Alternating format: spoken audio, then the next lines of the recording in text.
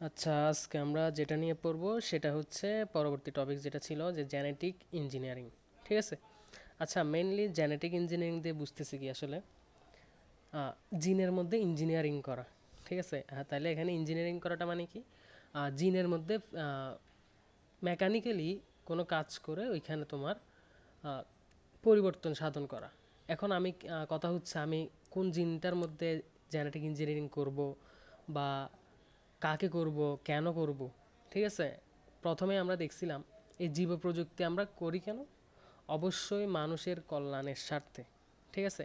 একটা জিনিস যদি কখনোই তোমার কল্যাণ না থাকে তাহলে ওই জিনিসটা করে তোমার কোনো লাভ নাই। তাহলে জেনেটিক ইঞ্জিনিয়ারিংটা সেম। একটা নির্দিষ্ট একটা জিনের মধ্যে ডিএনএর পরিবর্তন করাটাই হচ্ছে জেনেটিক ইঞ্জিনিয়ারিং। ফলে দেখা যায় বৈশিষ্ট্যের পরিবর্তন হয়। ঠিক আছে। আচ্ছা, তাহলে এই জেনেটিক ইঞ্জিনিয়ারিং কি সেটা পরীক্ষায় আসতে পারে এবং এটা অবশ্যই জেনে রাখতে হবে। তাইলে একটা নির্দিষ্ট একটা জীবকোষের একটা সুনির্দিষ্ট জিন, তুমি একটা টার্গেট থাকতে হবে প্রথমে, তুমি কোন কাজটা করবা বা কোন জিনটার মধ্যে জেনেটিক ইঞ্জিনিয়ারিং করবা। আমার বডিতে অনেকগুলো জিন আছে, তাহলে আমি কোন সেক্টরে কাজ করব বা কোন সেক্টরে আমি উন্নতি সাধনের কাজ করব সেটা আমার আগে থেকেই টার্গেট করা থাকতে হবে। দেন আমি ওই নির্দিষ্ট জিন নিয়ে আমি কাজ করব। তাইলে অবশ্যই বলতে হবে সুনির্দিষ্ট জিন। ঠিক আছে। এখন এই সুনির্দিষ্ট জিনের মধ্যে অন্য একটা জীবকোষের আরেকটা সুনির্দিষ্ট জিনের মধ্যে যদি আমি কম্বিনেশন করি, ঠিক আছে, তাহলে কম্বিনেশন করলে আমার যে জিনের ডিএনএ এখানে পরিবর্তন হবে, রাইট? তাহলে এই যে পরিবর্তন ঘটাচ্ছি সেটাই হচ্ছে জেনেটিক ইঞ্জিনিয়ারিং। তাহলে এখানে একটা ডেফিনেশন দিছে তোমাদের এখানে, কোনো জীবকোষ থেকে কোনো সুনির্দিষ্ট জিন নিয়ে অন্য কোনো জীবকোষে স্থাপন ও কর্মক্ষম করা বা নতুন বৈশিষ্ট্য সৃষ্টির জন্য কোনো জীবের ডিএনএতে পরিবর্তন ঘটানোকেই বলা হচ্ছে কি জেনেটিক ইঞ্জিনিয়ারিং। আমি প্রথমেই বলছিলাম, ফার্স্ট লেকচারে বলছিলাম যে একটা বিটি বেগুন নামে একটা গাছ বা বেগুন গাছ, এই বিটিটা আসলে হচ্ছে ব্যাসিলাস থুরিনজিনসিস নামে একটা ব্যাকটেরিয়া থেকে। তাহলে এই বেগুনের জিনের মধ্যে আমি এই ব্যাকটেরিয়ার জিন দিয়ে পরিবর্তন করছি, অর্থাৎ ব্যাকটেরিয়ার জিন নিয়ে সেটা আমি কোথায় প্রবেশ করালাম, ওই যে বেগুন গাছটাতে। তখন ওইটা হয়ে গেল কি বিটি বেগুন। তখন দেখা যায় ওই বেগুনের মধ্যে একটা জিনগত পরিবর্তন হয়, যার ফলে তাকে পোকামাকড় আর সহজে আক্রমণ করতে পারে না। তাহলে এটাই হচ্ছে একটা বেসিক উদাহরণ জেনেটিক ইঞ্জিনিয়ারিং। আচ্ছা, তাহলে আমি যে একটা প্রাণীতে পরিবর্তন করতেছি, মডিফিকেশন করতেছি জেনেটিক্যালি, তাহলে আমি ওই প্রাণী বা কোষটাকে আমরা কি বলতে পারি? এখানে লিখছে দেখো জিএমও, এগুলো পরীক্ষা অনেক সময় আসে, জেনেটিক্যালি মডিফাইড অর্গানিজম। ঠিক আছে। এগুলো জেনে রাখতে হবে। ঠিক আছে। আচ্ছা, এগুলোর অ্যালোবোরেশনগুলো অবশ্যই জেনে রাখতে হবে। দেন অথবা এটাকে আরেকটা নাম বলা হয় জিইও, জেনেটিক্যালি ইঞ্জিনিয়ার্ড অর্গানিজম। ওকে। আচ্ছা,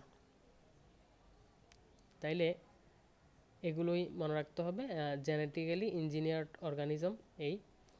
দেন হচ্ছে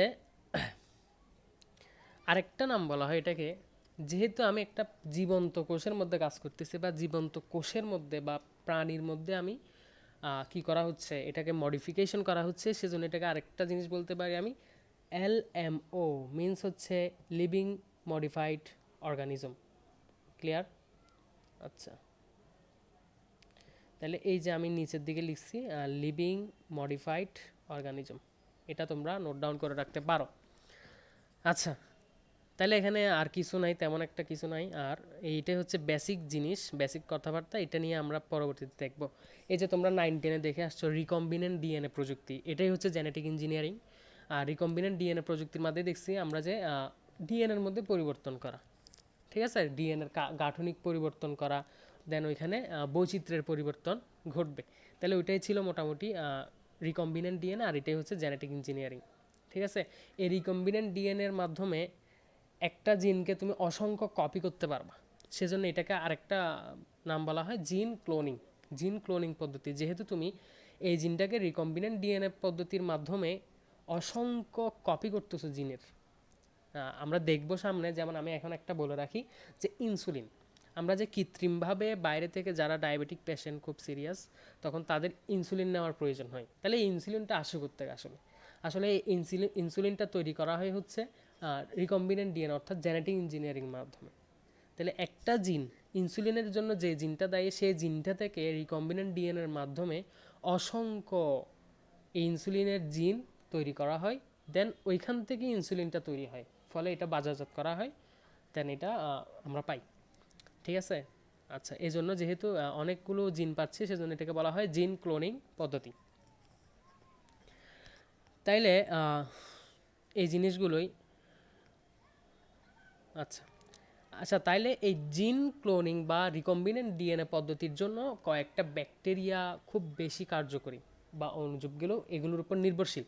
যেমন একটা ব্যাকটেরিয়া হচ্ছে ইকোলাই। এগুলো আসবো কেন, এইসব ব্যাকটেরিয়ার কথা আসতেছে বা কেন। ইকোলাই একটা ব্যাকটেরিয়া, এগুলো অবশ্যই মনে রাখতে হবে। দেন হচ্ছে অ্যাগ্রোব্যাকটেরিয়াম টিমোফেসিয়েন্স। এই দুইটা ব্যাকটেরিয়ার নাম ভেরি ভেরি ইম্পর্ট্যান্ট, কারণ এই দুইটা ব্যাকটেরিয়া খুবই খুবই ইম্পর্ট্যান্ট কার জন্য, রিকম্বিনেন্ট ডিএনএ প্রযুক্তির জন্য। আচ্ছা, আমরা একটা কথা দেখছিলাম বা একটা পয়েন্ট দেখছিলাম যখন 9-10-এ পড়ে আসছো, একটা বাহক, রিকম্বিনেন্ট ডিএনএর জন্য একটা বাহকের প্রয়োজন হয়, এটা নিশ্চয় মনে আছে। আচ্ছা, এই যে বাহক, বাহকটার জন্যই, বাহক কে হবে বা সে বহন করবে কে বা হোস্ট কে হবে, তাহলে এই জিনিসটার জন্য আলটিমেটলি ব্যাকটেরিয়ার কথা চলে আসে। কারণ এই ক্ষেত্রে ব্যাকটেরিয়ায় আলটিমেটলি বাহক হিসেবে কাজ করে। তার মধ্যে কোন কোন ব্যাকটেরিয়ার কথা বলা হচ্ছে, ইকোলাই এবং অ্যাগ্রোব্যাকটেরিয়াম টুমিফেসিয়েন্স। এই দুইটা ব্যাকটেরিয়া আলটিমেটলি মেইনলি বাহক হিসেবে কাজ করে, সেজন্য এই দুইটার কথা বলা হয়েছে। এখন আমরা মেইন জিনিসটা পড়ব, ব্যাকটেরিয়ার কোন জিনিসটা আলটিমেটলি রিকম্বিনেন্ট ডিএনএতে সাহায্য করে। যেমন এটা খুবই খুবই ইম্পর্টেন্ট, যত পারো স্টার মার্ক দিয়ে রাখো। এই যে প্লাসমিড নামে একটা অংশ দেখতেছি আমরা, হোয়াট ইজ প্লাসমিড?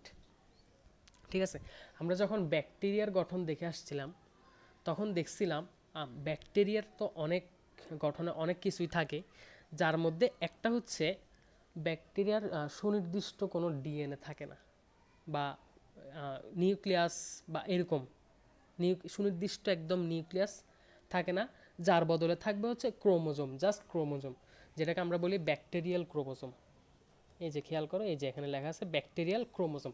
আলটিমেটলি এই ব্যাকটেরিয়াল ক্রোমোজোমটাই ব্যাকটেরিয়ার বডিতে ডিএনএ হিসেবে কাজ করবে এবং পুরো বৈশিষ্ট্য সব নিয়ন্ত্রণ করবে। বাট ব্যাকটেরিয়ার বডিতে এই ব্যাকটেরিয়াল ক্রোমোজোম ছাড়াও একটা বৃত্তাকার ডিএনএ থাকে। ঠিক আছে, অর্থাৎ ক্রোমোজোমের বাইরেও একটা বৃত্তাকার ডিএনএ থাকে। এই যেমন এখানে ব্যাকটেরিয়া, এটার মধ্যে দেখানো হচ্ছে এই যে বৃত্তাকার ডিএনএ। এই বৃত্তাকার ডিএনএটাই হচ্ছে আলটিমেটলি প্লাসমিড। আর এই প্লাসমিডটাই এই যে বাহক হিসেবে বলি আমরা, এই বাহকের কাজটা, মেইন কাজটা করবে হচ্ছে এই ব্যাকটেরিয়ার প্লাসমিডটা। ঠিক আছে। আচ্ছা, তাহলে আসো এবার প্লাসমিড কি চিনলাম। এটা হচ্ছে ব্যাকটেরিয়াল ক্রোমোজোমের বাইরে বা বৃত্তাকার একটা ডিএনএ। তাইলে তোমাদের জন্য ইম্পর্টেন্ট হচ্ছে প্লাজমিডের বৈশিষ্ট্য, খুবই খুবই ইম্পর্টেন্ট, একটা বৈশিষ্ট্য মিস করা যাবে না। তাহলে প্লাজমিডের বৈশিষ্ট্য কি কি আছে? প্লাজমিড প্রথমত হচ্ছে বৃত্তাকার, খুবই ইম্পর্টেন্ট, আর অবশ্যই দ্বিসূত্রক ডিএনএ। আর আণবিক ভরটা মনে রাখলে রাখতে পারো, সমস্যা নাই। আর হচ্ছে মেইন, এটা হচ্ছে মেইন 3 নাম্বারটা, প্লাজমিড অল্প সংখ্যক জিন ধারণ করে থাকে। কারণ প্লাজমিডটা হচ্ছে মেইন ডিএনএ না, ঠিক আছে, এটা হচ্ছে ক্রোমোজোম, ব্যাকটেরিয়াল যে ক্রোমোজোম তার বাইরের অতিরিক্ত একটা বৃত্তাকার ডিএনএ। তাইলে আমরা বুঝতেই পারতেছি এই ডিএনএটা মেইনলি না যেহেতু, তাই এর মধ্যে বেশি সংখ্যক জিন অবস্থান করবে না, তাহলে খুব অল্প সংখ্যক জিন ধারণ করে। তোমাদের এমসিকিউতে এই জিনিসগুলোই তোমার কি করে, তোমাকে কনফিউজ করে দিবে। এই যে অল্প সংখ্যক জিন, এটা মাথায় রাখবা। আচ্ছা, তাইলে আমরা আরেকটা কথা জানতাম যে রেস্ট্রিকশন এনজাইমের কাজ কি। রেস্ট্রিকশন এনজাইম আমরা জানতাম ব্যাকটেরিয়ার নির্দিষ্ট অংশ কেটে নেয়, ঠিক আছে। তাইলে এই প্লাজমিডকেও রেস্ট্রিকশন এনজাইম দ্বারা কাটা যাবে, আবার ডিএনএকেও কাটা যায়। যেহেতু এটা ডিএনএকে কাটা যায়, তার মানে প্লাজমিড যেহেতু একটা ডিএনএ, তাহলে প্লাজমিডকেও নির্দিষ্ট অংশ বরাবর আমরা রেস্ট্রিকশন এনজাইম দিয়ে কেটে দিতে পারবো, ঠিক আছে। আরেকটা কথা বলছে, এরা কনজুগেশনের মাধ্যমে সহজে অন্য ব্যাকটেরিয়া সঞ্চালিত হয়। কনজুগেশনটা হচ্ছে আসলে আলটিমেটলি একটা চলাচলের মাধ্যম বোঝানো হচ্ছে।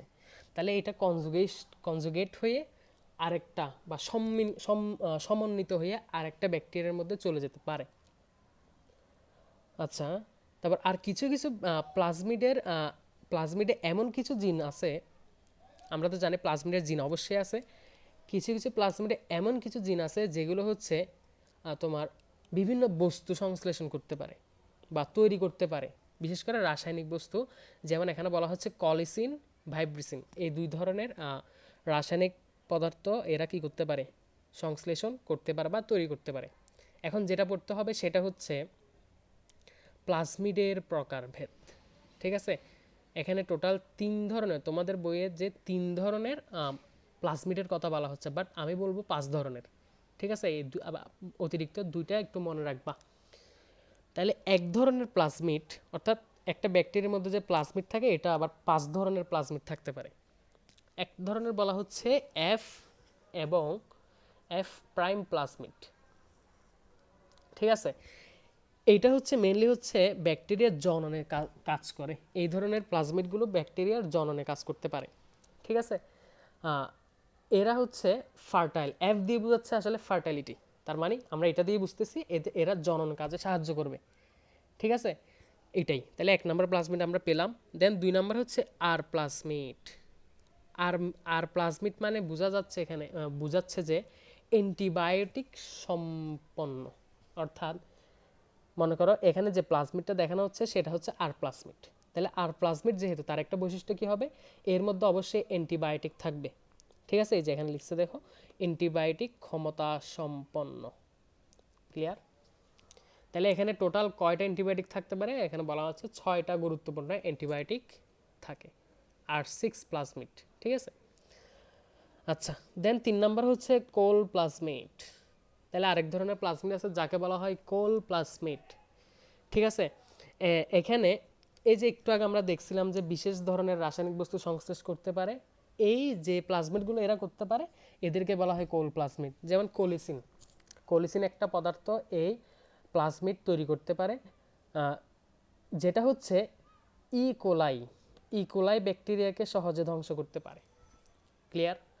আরেকটা হচ্ছে ভিব্রিওসিন, দেখছি আমরা আরেকটা পদার্থ কি সংশ্লেষ করতে পারতো, ভিব্রিওসিন। তাহলে ভিব্রিওসিনটা হচ্ছে আমরা কলেরার যেই যে ব্যাকটেরিয়া দায়ী কলেরার জন্য, ভিব্রিও কলেরাইট আমরা জানি, এর কোষকে ধ্বংস করতে পারে হচ্ছে এই ভিব্রিওসিন নামক রাসায়নিক পদার্থ, যেটা হচ্ছে কোন প্লাজমিড তৈরি করবে, কোল প্লাজমিড। তাহলে এই দুটো জিনিস মনে রাখতে হবে তোমার। ঠিক আছে, নামের সাথে দেখো মিল আছে, ভিব্রিওসিন ভিব্রিও কলেরাকে ধ্বংস করবে, কোলিসিন ইকোলাইকে ধ্বংস করবে, জাস্ট। তাহলে আর 2টা অতিরিক্ত প্লাজমিড কি কি হতে পারে, এই যে আমি এখানে স্পষ্ট বোঝা যাচ্ছে না, তোমরা একটু নোট ডাউন করে রাখবে। ভিরুলেন্স প্লাজমিড, 4 নম্বর যে প্লাজমিডটার কথা বলতেছি সেটা হচ্ছে ভিরুলেন্স। ঠিক আছে, ভিরুলেন্স প্লাজমিড। এই ভিরুলেন্স প্লাজমিডটা হচ্ছে মানব কোষে বা যে কোনো একটা সুস্থ কোষের মধ্যে রোগ তৈরি করতে পারে। ঠিক আছে, যেমন আমি একটা রোগের নাম বলছি ক্রাউন গল, এই রোগটার জন্য যে ব্যাকটেরিয়া দায়ী, ওই ব্যাকটেরিয়ার আসলে যে ওই ব্যাকটেরিয়ার মধ্যে কি থাকে আসলে, ভিরুলেন্স প্লাজমিড। যে ভিরুলেন্স প্লাজমিডটা হচ্ছে এই রোগ সৃষ্টির জন্য দায়ী। আরেকটা প্লাজমিড আছে 5 নম্বর, নোট ডাউন করবা, এটার নাম হচ্ছে ডিগ্রেডেড প্লাজমিড। কি বলছি, ডিগ্রেডেড প্লাজমিড। ওকে, এতটুকু জানলেই হবে প্লাজমিড সম্পর্কে। আর হচ্ছে জানতে হবে হচ্ছে প্লাজমিডের ব্যবহার নিয়ে। একটু আগেই বলে রাখছিলাম যে প্লাজমিডটা রিকম্বিনেন্ট ডিএনএ বা জেনেটিক ইঞ্জিনিয়ারিংয়ের একটা বাহক হিসেবে কাজ করতে পারে। এই যে এখানে লিখছে দেখো, জেনেটিক ইঞ্জিনিয়ারিং, জিন ক্লোনিং ইত্যাদি কাজে প্লাজমিড অত্যন্ত উপযোগী বাহক হিসেবে কাজ করে। ঠিক আছে, এটাই হচ্ছে মেইনলি কাজ। এর পরের টপিক্সটা হচ্ছে রিকম্বিনেন্ট ডিএনএ প্রস্তুত করবা কিভাবে। এটা 9-10-এ কিছুটা পড়ে আসছো, বাট এখানে একটু ডিটেলসে লাগবে। ঠিক আছে, প্রথমে আমরা জানতাম, আমি আবার সে বেসিকটা নিয়ে আসি, দেন আমরা ডিটেলসে যাব।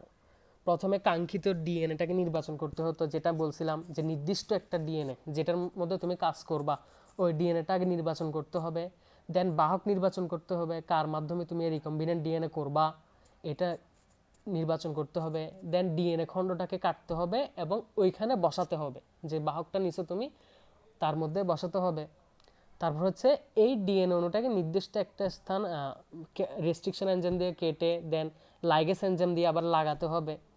তারপরে হচ্ছে যা একটা ব্যাকটেরিয়া নির্বাচন করতে হবে পোষক হিসেবে, দেন ওই পোষকের মধ্যে এই জিনিসটার রেপ্লিকা তৈরি হবে, দেন হচ্ছে কিনা আসলে কাজটা সেটার জন্য তোমার টেস্ট করতে হবে, যেটাকে বলতেছি আমরা বহিঃপ্রকাশ মূল্যায়ন। দেন আমরা যদি সঠিকভাবে হয় সেটাকে আমরা নির্দিষ্ট আরেকটা প্রাণী বা উদ্ভিদের মধ্যে আমরা এটা স্থাপন করে দিব, ফলে যেটাকে বলতেছিলাম যে ট্রান্সজেনিক উদ্ভিদ, ঠিক আছে, বা প্রাণী। এটা আমি আগের লেকচারে বলছি। তাহলে এটাই হচ্ছে মেইন বেসিক ধাপ। আমরা এখন একটা একটা ডিটেলসে দেখব। তাহলে প্রথমে দেখো, প্রথম ধাপটা কি, কাঙ্ক্ষিত ডিএনএ নির্বাচন এবং পৃথকীকরণ। তুমি তোমার বডিতে যে মনে করো একটা, আমি কি করব, তোমার বডি থেকে সাপোজ মনে করো আমি ইনসুলিন তৈরি করতে চাচ্ছি। তাহলে প্রথমে তোমার ইনসুলিন তৈরির জন্য যে নির্দিষ্ট একটা জিন দায়ী, সেই জিনটা কোন ডিএনএতে আছে, কোন জিনোমে আছে, সেটা আমার আগে নির্দিষ্ট করা লাগবে আমার বডিতে। দেন আমি ওইখান থেকে আমি ওই জিনটাকে আমি আলাদা করে আনবো, বা ওই ডিএনএটাকে আমি আলাদা করে আনবো। তাহলে তুমি কাঙ্ক্ষিত ডিএনএ নির্বাচন করলা এবং ওইখান থেকে বা তোমার বডির যে জায়গায় এই জিনটা দায়ী ইনসুলিনের জন্য, সেই জিনটাকে তুমি আলাদা করে নিয়ে আসলা। এটাই হচ্ছে তোমার এই ধাপের মূল অংশ, ঠিক আছে। তাহলে এই যে আলাদা করবা, এই জিনিসটা কিভাবে করবা, ঠিক আছে। তুমি তো পুরো ডিএনএ নিয়ে আসলা, বা ডিএনএ থেকে নির্দিষ্ট জিনটা আমার নিয়ে আসতে হবে, বা যে নির্দিষ্ট জিন বহনকারী ডিএনএটাকে আমার লাগবে। তাহলে আমি প্রথমে এটাকে কী করব, লাইসিস করব, ঠিক আছে। লাইসিস মানে আমরা জানি এটাকে পৃথক করার আরেকটা পদ্ধতির নাম হচ্ছে লাইসিস, ঠিক আছে। রাসায়নিক পদ্ধতিতে পৃথক করা হয়, লাইসিস করা হয়। এগুলো তো তোমার ফরেনসিক বা তোমার ল্যাবের মধ্যেই করা হয়, এগুলো এত ডিটেলসে তোমাদের জানার দরকার হয় না, ঠিক আছে। এখানে অনেক কিছু ইউজ করা হয়, এখানে অনেকগুলো রাসায়নিক পদার্থ ইউজ করা হয়, যেমন এখানে লিখছে যে সিজিয়াম ক্লোরাইড বা সুক্রোজ গ্রেডিয়েন্ট, এই জিনিসগুলো ইউজ করা হয়। দেন এখানে কেন্দ্রমুখী বল দিয়ে অনেক কাজ করার পর দেখা যায় ওই নির্দিষ্ট জিনটাকে আলাদা করে নিয়ে আসা যায়, ঠিক আছে। অনেক সময় এখন দেখা যাচ্ছে বলা হচ্ছে যে সিলিকা নির্ভর কিট ব্যবহার করে তোমার এই কাজটা সহজে করা যায়, ঠিক আছে। আচ্ছা, আমি রেস্ট্রিকশন এনজাইম নিয়ে পরে আসতেছি। এবার আসো বাহক নির্বাচন, ঠিক আছে। তাহলে তুমি এবার নির্দিষ্ট জিনটাকে আলাদা করলা বিভিন্ন প্রসেসের মাধ্যমে। এবার তোমার কি করতে হবে, এই নির্দিষ্ট ডিএনএ কে যে বহন করবে তার জন্য একটা বাহক নির্বাচন করতে হবে। তাহলে বাহকের জন্য আমরা আগেই বলে আসছি ব্যাকটেরিয়া নির্বাচন করতে হবে। দেন ওই ব্যাকটেরিয়ার মেন কোন জিনিসটা কাজ করবে, প্লাজমিডটাই বাহক হিসেবে কাজ করবে, ঠিক আছে। এই যেখানে লিখছে ব্যাকটেরিয়াতে অবস্থিত প্লাজমিড ডিএনএকে কাঙ্ক্ষিত ডিএনএ বহন করার জন্য বাহক হিসেবে ব্যবহার করা হয়, ঠিক আছে। আচ্ছা, তাহলে এবার তোমার প্লাজমিড এবং তোমার নির্দিষ্ট জিন বহনকারী ডিএনএর মধ্যে কাজ করতে হবে, ঠিক আছে। আচ্ছা, এখানে অনেক কিছুই লিখছে, এগুলো তোমাদের লাগবে না। মেইন কাজ হচ্ছে বাহক যে নির্বাচন করলা এটাই। আচ্ছা, এবার আসো 3 নম্বর পয়েন্ট, কাঙ্ক্ষিত ডিএনএ কে নির্দিষ্ট স্থানে ছেদন, ঠিক আছে। তোমার ডিএনএর যে তোমার পুরা ডিএনএর মধ্যে যে একটা নির্দিষ্ট অংশে মধ্যে শুধু থাকবে হচ্ছে ওই ইনসুলিনের জিনটা। তাহলে আমাকে ওই ইনসুলিনের জিন বহনকারী ডিএনএটাকে আমার কেটে নিয়ে আসতে হবে। তাইলে আমি নির্দিষ্ট করলাম, দেন এবার এটা কাটবো। কি দিয়ে কাটবো আমরা ডিএনএ, কি দিয়ে কাটি, অবশ্যই রেস্ট্রিকশন এনজাইম দিয়ে কাটি, ঠিক আছে। তাহলে আমি রেস্ট্রিকশন এনজাইম দিয়ে ওই ডিএনএর সুনির্দিষ্ট অংশটাকে আমি কেটে নিব, যেটা দিয়ে আমি কি করব, রিকম্বিনেন্ট ডিএনএ করব। এবার আসো রেস্ট্রিকশন এনজাইম নিয়ে কিছু কথা বলি। রেস্ট্রিকশন এনজাইম এটা আলটিমেটলি কোথায় থাকে, এটা হচ্ছে ব্যাকটেরিয়া থেকে আসে, ঠিক আছে। যেটা হচ্ছে একটা ডিএনএর সুনির্দিষ্ট একটা সিকোয়েন্স অনুযায়ী অংশ কেটে নিতে পারে। এই এনজাইমকে আমরা কি বলি, রেস্ট্রিকশন এনজাইম বলি, ঠিক আছে। তাইলে এগুলো কোত্থেকে আসে, রেস্ট্রিকশন এনজাইমটা সোর্সটা কোথায়, একটা ব্যাকটেরিয়ার মধ্যে। বলা হচ্ছে প্রতিটা ব্যাকটেরিয়ার মধ্যে, মানে একটা ব্যাকটেরিয়ামের মধ্যে বলা হয় 250 প্লাস তোমার একটা ব্যাকটেরিয়ামের মধ্যে না, তোমার টোটাল টোটাল এই পর্যন্ত 250টারও অধিক, এটা নোট ডাউন করে রাখতে পারো, 250টারও অধিক রেস্ট্রিকশন এনজাইম আবিষ্কার হয়েছে, মানে আছে। ঠিক আছে, আর প্রতিটা ব্যাকটেরিয়ামের মধ্যে অন্তত এক ধরনের রেস্ট্রিকশন এনজাইম থাকবেই, বা রেস্ট্রিকশন এনজাইম তারা উৎপন্ন করে থাকে। এখন যেহেতু ব্যাকটেরিয়া রেস্ট্রিকশন এনজাইম তৈরি করে, যখন একটা ভাইরাস ব্যাকটেরিয়াকে আক্রমণ করতে আসবে, তখন ওই ভাইরাসের ডিএনএটাকে ওই ব্যাকটেরিয়ার রেস্ট্রিকশন এনজাইম কেটে দিবে, তখন দেখা যায় ভাইরাসটা আর ব্যাকটেরিয়াকে ধ্বংস করতে পারে না। ঠিক আছে, এটাই হচ্ছে রেস্ট্রিকশন এনজাইম। তাহলে এবার আমরা কেটে নিলাম, কাটার পরে এবার আমার রেস্ট্রিকশন এনজাইম দিয়ে আমি নির্দিষ্ট ডিএনএটা কেটে নিলাম, বাট এই ডিএনএটা আমি বসাবো কোথায়? অবশ্যই প্লাজমিড ডিএনএর মধ্যে আমি বসাবো। তাইলে প্লাজমিড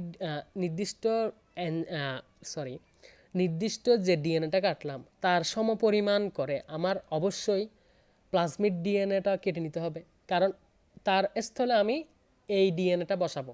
তাহলে তার জন্য একটা জায়গা খালি করে রাখতে হবে। লাইক এরকম আমি চিত্রটা দেখাই, যেমন এই চিত্রটা খেয়াল করো, এই যে চিত্রটা খেয়াল করো, এখানে আমি এই যে প্লাজমিডটা হচ্ছে এখানে, তাহলে আমি ডিএনএটা কেটে নিয়ে আসলাম, আমার বডিতে সুনির্দিষ্ট ডিএনএটা। তাহলে এইটা বসানোর জন্য আমার প্লাজমিডের মধ্যে একটা নির্দিষ্ট অংশ আমার কেটে নিতে হবে, এই যে এখানে দেখো কেটে নিছে, কারণ এটা আমার বসাইতে হবে। তাহলে এটা আমি এখন বসালাম, বসানোর পর এই চিত্রটা দেখো, এই যে এভাবে লাগানো হয়েছে, এটাই হচ্ছে আলটিমেটলি রিকম্বিনেন্ট ডিএনএ। ঠিক আছে, তাহলে এই কাজটাও আমার সেমভাবে এখানে করতে হবে। করার জন্য আমার কি করতে হবে, তাইলে আমার সেমভাবে রেস্ট্রিকশন এনজাইম দিয়ে আমি প্লাজমিড ডিএনএটাকেও ওই নির্দিষ্ট ডিএনএর সমপরিমাণ করে আমি কেটে নিব। ঠিক আছে, আচ্ছা, আর রেস্ট্রিকশন এনজাইমকে কি বলা হয়? আণবিক কাঁচি বা বায়োলজিক্যাল নাইফ অথবা মলিকিউলার সিজার্স, এই তিনটা নাম বলা হয়। ঠিক আছে, এগুলো একটু মনে রাখবা, তোমাদের আর ডিটেলস এত কিছু জানতে হবে না। আচ্ছা, তাহলে এবার আমরা কেটে নিলাম, নির্দিষ্ট ডিএনএটাও কেটে নিলাম, আবার প্লাজমিড থেকে ওই নির্দিষ্ট ডিএনএর সমপরিমাণ করেও কেটে নিলাম। এখন আমরা ওই নির্দিষ্ট ডিএনএটা প্লাজমিড ডিএনএর মধ্যে বসাই দিব। তাহলে বসানোর জন্য একটা এনজাইম প্রয়োজন হয়, তাহলে জোড়া লাগবে না।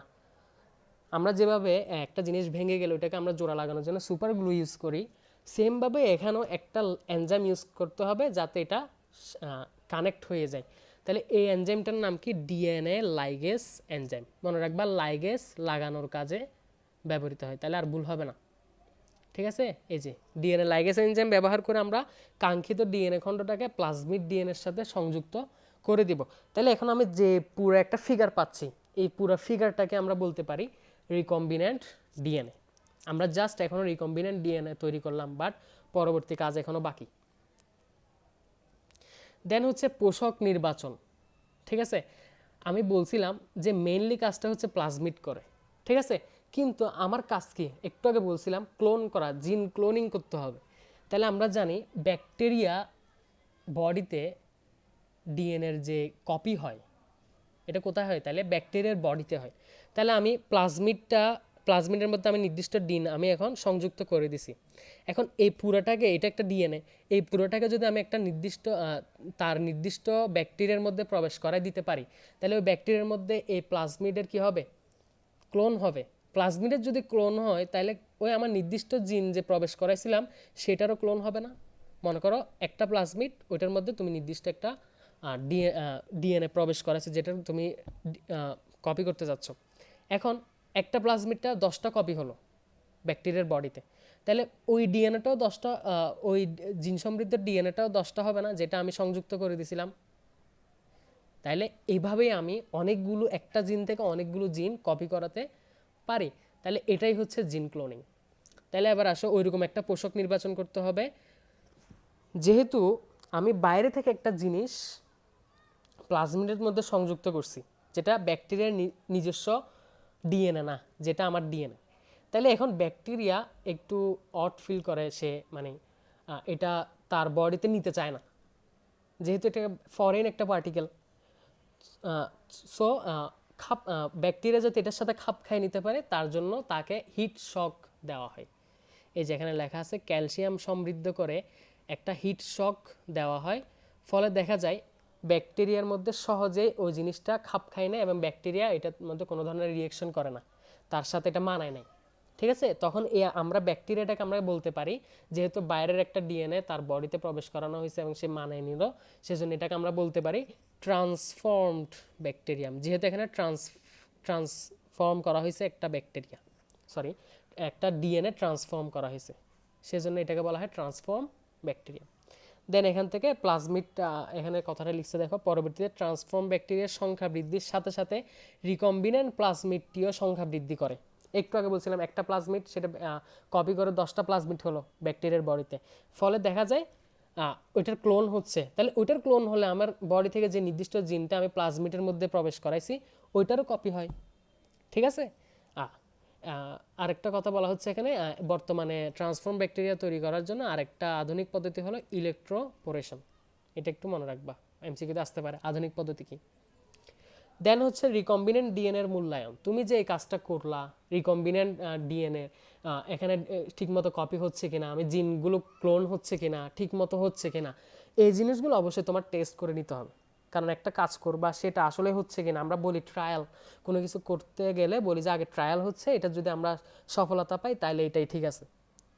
তাহলে সেমভাবে এখানেও রিকম্বিনেন্ট ডিএনএটা যে হচ্ছে বা কপি হচ্ছে, কাজ হচ্ছে কিনা সেটা আমার দেখে নিতে হবে। তো দেখে নেওয়ার জন্য কি করতে হবে তোমার, এখানে কিছু কথাবার্তা বলছে, এগার মিডিয়াম এই ব্যাকটেরিয়াটাকে কপি, ব্যাকটেরিয়ার কী করতে হবে, সংখ্যা বৃদ্ধি করতে হবে।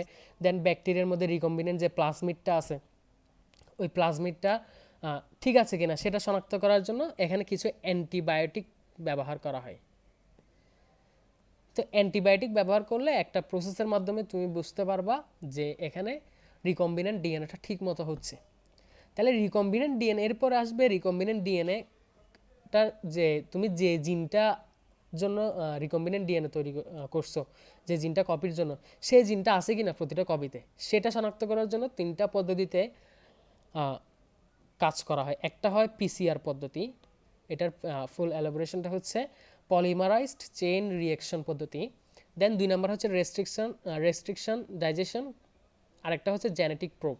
তোমাদের শুধু নাম 3টা মনে রাখলেই হবে, প্রসেসগুলো মনে রাখার দরকার নাই, কারণ এক একটা প্রসেস অনেক জটিল এবং অনেক জটিল হয়। যদিও বা পিসিআর পদ্ধতিতে হালকা পাতলা পড়তে পারো, তবে এগুলো এক একটা অনেক জটিল প্রসেস যেগুলো ফরেন্সিকেই করা হয়। ঠিক আছে, আচ্ছা, শুধু 3টা পদ্ধতিতে যে রিকম্বিনেন্ট ডিএনএর মধ্যে আমার কাঙ্ক্ষিত জিনটা আছে সেটা আমি শনাক্ত করতে পারবো। দেন হচ্ছে আরেকটা এক্সট্রা পদ্ধতি আছে যেটা হচ্ছে রিকম্বিনেন্ট ডিএনএকে অ্যাগ্রোব্যাকটেরিয়ামে স্থানান্তর। তুমি যদি রিকম্বিনেন্ট তৈরির সময় এখানে একটা টি প্লাজমিড নাম বলা হচ্ছে, এটা হচ্ছে আলাদা একটা পদ্ধতি, এটা সবার জন্য খাটবে না। যদি টি প্লাজমিড ব্যবহার করো তখন এই যে অ্যাগ্রোব্যাকটেরিয়ামে তোমার রিকম্বিনেন্ট ডিএনএটাকে স্থানান্তর করতে হবে। এটা হচ্ছে যদি তুমি টি প্লাজমিড ইউজ করো, আর কিছুর জন্য না। দেন লাস্ট যে পদ্ধতিটা সেটা হচ্ছে, এখন তুমি সব কিছুই ঠিক হলো, রিকম্বিনেন্ট ডিএনএও ঠিক আছে, তার মধ্যে কাঙ্ক্ষিত জিনটাও আছে, এখন আমি ওই রিকম্বিনেন্ট ডিএনএটাকে আমি কোথায় প্রবেশ করাবো, যে প্রাণী বা জীবের মধ্যে আমি পরিবর্তন করতে চাচ্ছি জিনের, তাদের জিনের মধ্যে বা তাদের ডিএনএর মধ্যে আমি এটা প্রবেশ করব। ঠিক আছে, এই যে এখানে লিখছে দেখো, কাঙ্ক্ষিত জিন সমৃদ্ধ কোনো কাঙ্ক্ষিত উদ্ভিদ সৃষ্টি করতে হলে কাঙ্ক্ষিত জিনকে কাঙ্ক্ষিত উদ্ভিদ কোষে অ্যাগ্রোব্যাকটেরিয়াম টিউমেফিসেন্সের মাধ্যমে বা অন্য পদ্ধতিতে স্থানান্তর করতে হবে। তাহলে তুমি মনে করো এই যে ইনসুলিনের ইয়াটা তুমি প্রোডাকশন করবা, ঠিক আছে, বা আরেকটা বডিতে এটা, আচ্ছা এটা ইনসুলিন না বলে আমি বলি যে ওই যে বেগুন গাছটা চিন্তা করো, তাহলে ওই বেগুন গাছের মধ্যে আমি প্রবেশ করাবো এই রিকম্বিনেন্ট ডিএনএটা, তাহলে বা জিনটা, তাহলে এটা আমি একটা প্রসেসের মাধ্যমে আমি তার মধ্যে প্রবেশ করালাম। দেন ওটা কালচার প্রক্রিয়ার মাধ্যমে নতুন উদ্ভিদের বা নতুন বৈশিষ্ট্য সম্পন্ন উদ্ভিদ রূপান্তর হচ্ছে, ফলে প্রাণীর মধ্যে পরিবর্তন হবে বা উদ্ভিদের মধ্যে পরিবর্তন হবে। এটা যখন দিব আমি বাইরে থেকে, তখন আমরা এই জিনিসটাকে আমরা বলতেছি হচ্ছে ট্রান্সজেনিক উদ্ভিদ। যদি উদ্ভিদের মধ্যে করি কাজটা তাহলে ট্রান্সজেনিক উদ্ভিদ, যদি প্রাণীর মধ্যে করি তাহলে এটা হবে ট্রান্সজেনিক প্রাণী। অবশ্য প্রাণীর ক্ষেত্রে এটা আলাদা একটা হিসাব, এটা উদ্ভিদের ক্ষেত্রে মেইনলি বলা হয় এটাই। তাহলে এটাই হচ্ছে মোটামুটি রিকম্বিনেন্ট ডিএনএর প্রসেস। এটা ভালো করে পড়ে নিবা, যদি কোনো প্রবলেম হয় অবশ্যই আমাকে জানাবা, পরবর্তীতে আমরা এর পরবর্তী পড়াগুলো একটু দেখে নিব। আচ্ছা, আজকে এতটুকু।